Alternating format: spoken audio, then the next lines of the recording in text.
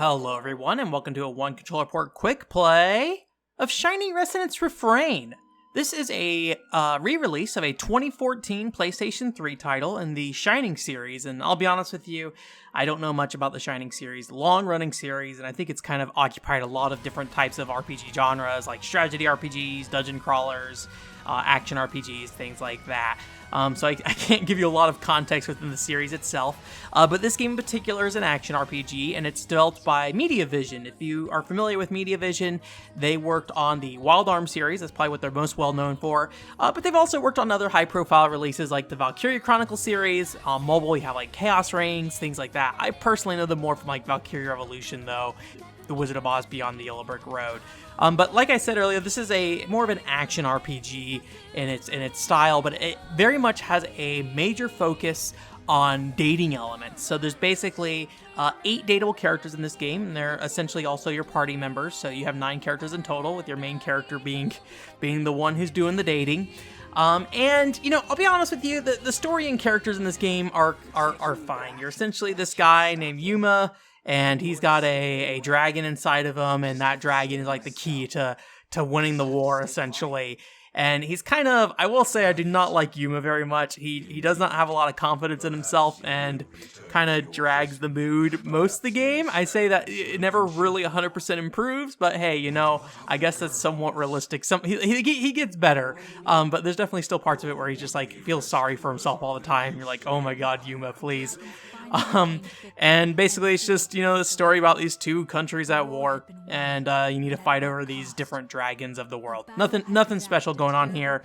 Most of the characters are very much your typical anime stereotypes kind of thing. You have a delinquent guy, you have kind of a, I don't know if tomboyish princess is the right word, but she's kind of like the people's princess kind of thing. And then you have, you know, quiet and reserved Kirika and things like that. So very relatable characters if you ever, you know, watched probably any anime whatsoever.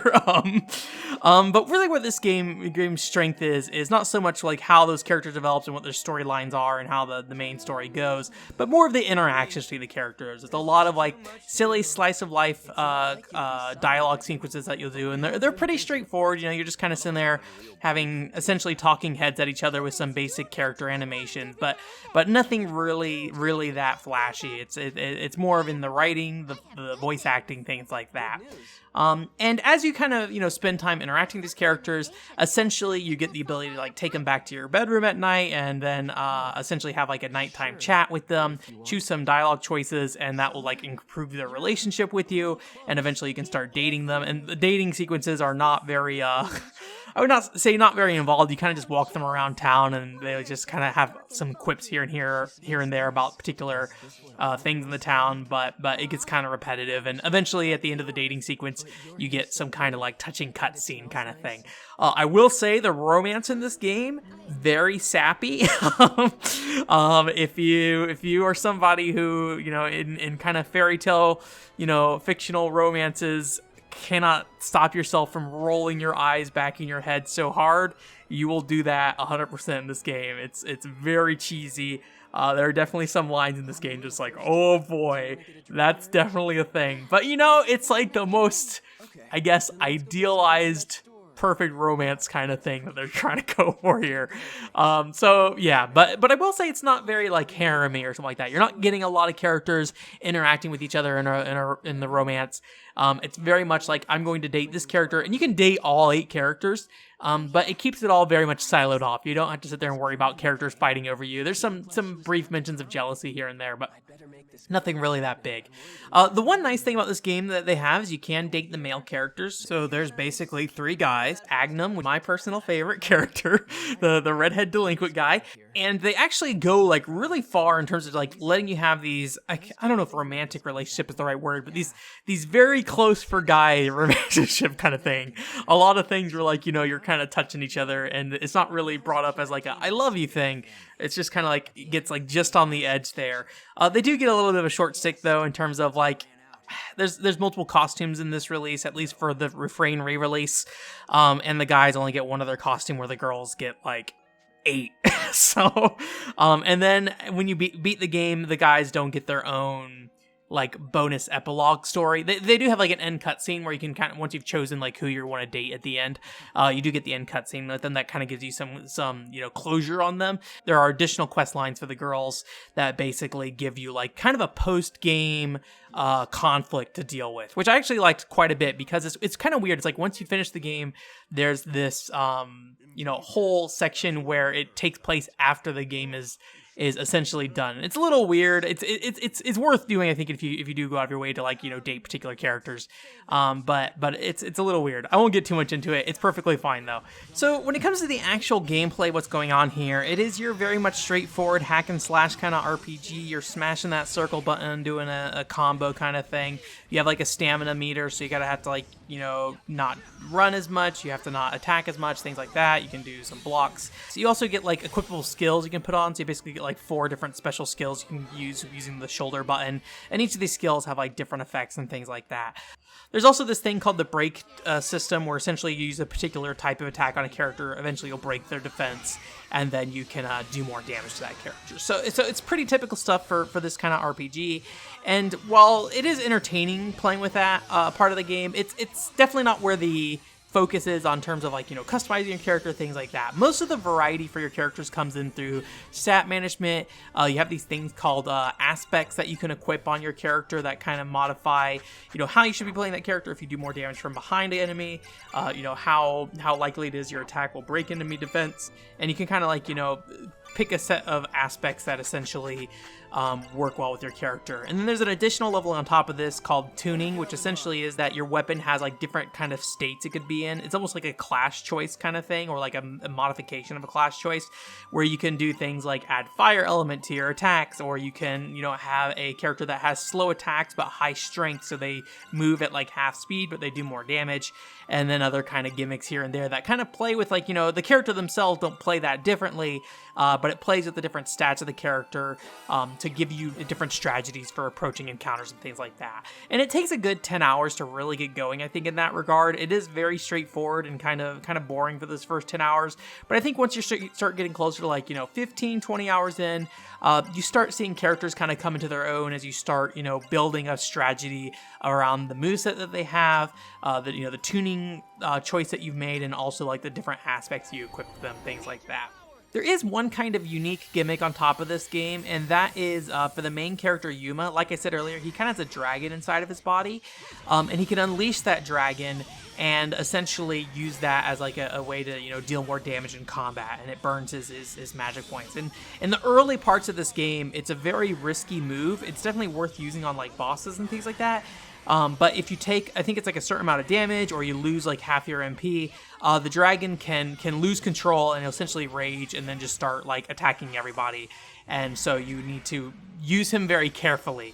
Eventually that limiter gets removed, and also the dragon becomes kind of like an easy, overpowered strategy for a good chunk of the game, where you can just like go into a boss fight and just go, okay, turn into a dragon and just like burn through a boss. But I think that strategy does kind of wear out after a particular period of time.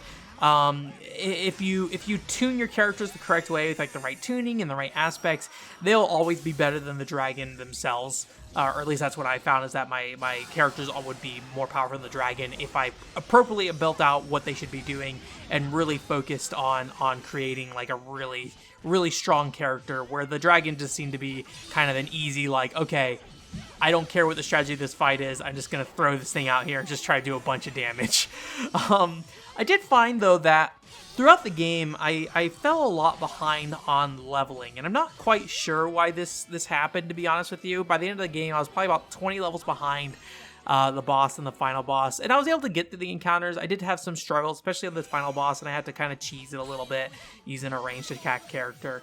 But I don't know where it went wrong, because I don't feel like I ran past a lot of enemies in this game. So I felt like I was actively engaging with the combat system, killing things, yet I still could not keep up with the level requirements they had.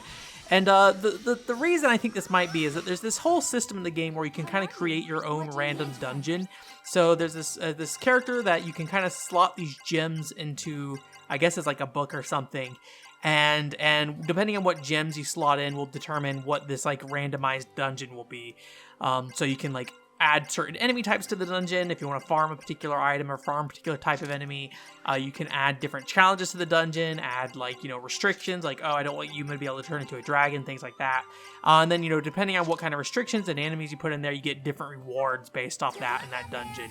The game never really pushes you to do these dungeons though, so I'm not sure if the intention and why I fell behind was just I wasn't doing enough of these random dungeons, but the game doesn't really go out of its way to try to get you interacting with this part of the game at all, to be honest.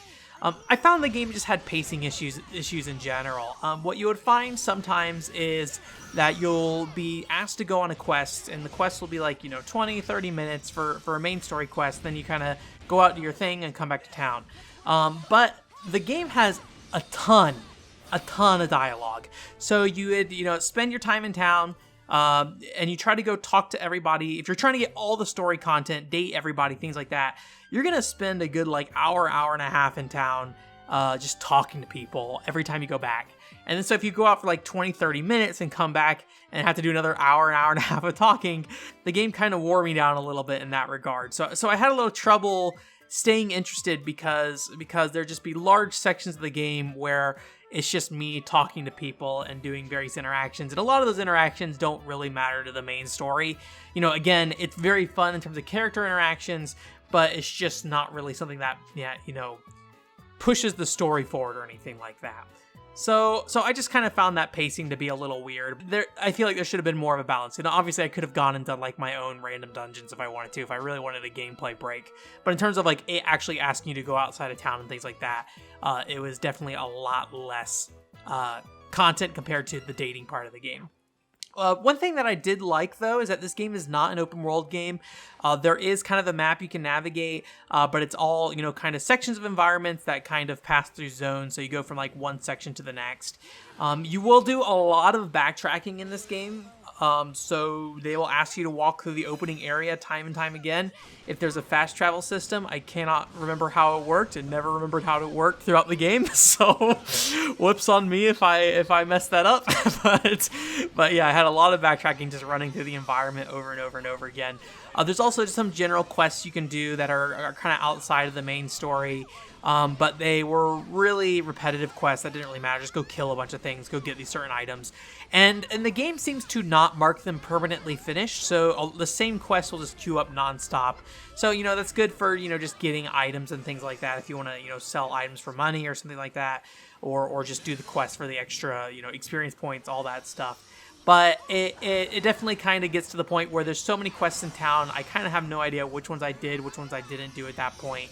And you give this girl 5 tomatoes hundreds of times in a single playthrough, and it just kind of, I think, devalues those quests because they are just constantly something you can just do over and over and over again, and it's hard to tell what's new and what's something you've already done in the game. But overall, I'll say it's a fairly, I don't want to say a compact JRPG. I would say a 20-hour JRPG is typically more of my idea of a compact one, 20 to 30 hours. This was probably closer to about 30 to 40, depending on, how many people you decided to date. I think if you just basically mainlined this game, didn't care about dating, you could blow through this thing, no problem. But if you want to get all the character stories, things like that, it took me closer to about 45 to 50 hours, and then I also did the epilogue content, which brought me pretty close to 60 hours. So, it's not one of those RPGs where it's you're gonna spend hundreds of hours in this game. I kind of like that. It seems very doable from someone like me who doesn't have a lot of time, although it did take me a whole year to play through this game for various reasons. But yeah, it seems the length seems pretty good, and it seems like you can kind of, decide how long you want this game to be depending on how many people you want to date. If you just want to focus on one character to date with, cool on you. Do that. You'll save yourself a lot of time. I dated everybody, so yeah, and the game lets you do that, which I like. And I didn't really say too much about it. I haven't seen much of the original PlayStation 3 game. I saw it when it was revealed, and I actually was really interested in it, and that's why I kind of picked this game up when it first came out. And it's a really nice looking PlayStation 3 game. I like the aesthetic a lot. I like the character designs. The characters all have music instruments as their weapons, which is a fun thing. So there's nice little touches where using certain attacks will have certain musical notes associated with it, and using certain specials will have their own rendition of like a theme. There's like a system called the band system where you can play music, and depending on who's the leader of that band, you'll get like different music for that thing and different stat buffs. So it's got a really nice presentation, though I still say it's like fairly budget feeling overall. Some straightforward animations, sometimes you get some nice like character art kind of thing, but definitely feels more on the low budget side kind of thing. So yeah, but if you're looking for just like a pretty straightforward JRPG but with some really entertaining character interactions, I think Shining Resonance is pretty cool in that regard from a story perspective. And from a gameplay perspective, I would not say there's anything particularly unique about the RPG aspects, but it's I think the ability to kind of manipulate your stats in some fun ways and kind of gear your characters in certain directions is entertaining in some ways, and it makes the characters makes the combat feel more dynamic, even though you're largely doing the same thing, but just kind of picking and choosing your strategies in combat rather than actually having the character play all that different. Anyways, that's it for this week. Thanks for coming. OneControlPort.com is the website. I don't play a lot of like very long JRPGs often anymore. And unfortunately, I haven't done anything on Valkyria Revolution or The Wizard of Oz Beyond the Yellow Brick Road recently. Those are plans that I want to get done this year, to have more full reviews for those two games in particular. But yeah, I'll link some kind of RPG related content at the end of this video. So if you want to see some kind of RPG related quick play or podcast, I know I've done like Final Fantasy 15 podcasts, then I'll go ahead and link that so you can check that out if you want to. Otherwise, I hope you have a great week. Bye.